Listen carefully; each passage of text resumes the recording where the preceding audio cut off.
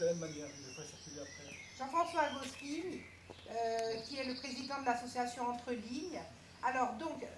il devait venir aujourd'hui, il est rentré chez lui hier, il m'a téléphoné juste avant que je vienne, il m'a dit je ne peux pas venir. Voilà. Okay, on ne peut pas être partout, c'est-à-dire en ce moment, voilà. On est tous sollicités pour beaucoup de choses. Donc vous êtes en vacances et on en profite pour se rencontrer. Vous avez déjà radiophoniquement consacré, rencontré Steve et puis d'autres poètes corses. Vous m'avez envoyé le CD. C'est un moment très agréable que vous avez passé, 1 heure pratiquement, avec la musique de Bodjevan. Voilà, exact. Et c'était un moment très agréable. Et c'est quelque chose, si, je ne sais pas si on peut mettre le CD sur le site pour que les gens puissent l'écouter, ça a été une belle rencontre. C'est bien aussi que de loin, comme ça, on entend de la voix des poètes corses qui se font connaître, qui se font découvrir, puis vous devez avoir des auditeurs corses aussi. Oui, il y a, dans le nord de la France, il y a une amicale des Corses qui est très importante. Et donc, il se trouve que Jacques Fouzina connaissait un professeur de lettres que je connais aussi. Et donc je lui ai dit, voilà, il m'a dit, j'avertis tous les corps du Nord, il a fait et tout le monde a écouté. Voilà. C'est bien. Alors, vous avez choisi de nous parler de quel livre? Du bouquin de Jean Le Gouel, en fait. Parce que ça s'appelle Le paysage immobile, et puis en fait, parce qu'il y a un lien avec la Corse à cause de Jean-François Agostini, qui édite dans la même maison. Voilà. Entendu.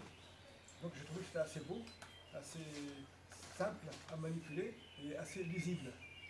Voilà. Et il y en a un qui est joli. Par contre, il faut parler fort, hein, parce que nous n'avons plus 20 ans. Moi non plus. L'oreille gauche est déficiente. Voilà, c'est terrible. Alors, on en lit un de Jean Le Gouel quand même, si vous voulez. Oui. Terrien. Il n'y a rien à dire de la mer. Jamais nous ne la connaissons. Tout de nous s'enracine dans la terre, planche du bordage, ou chanvre de l'ossière.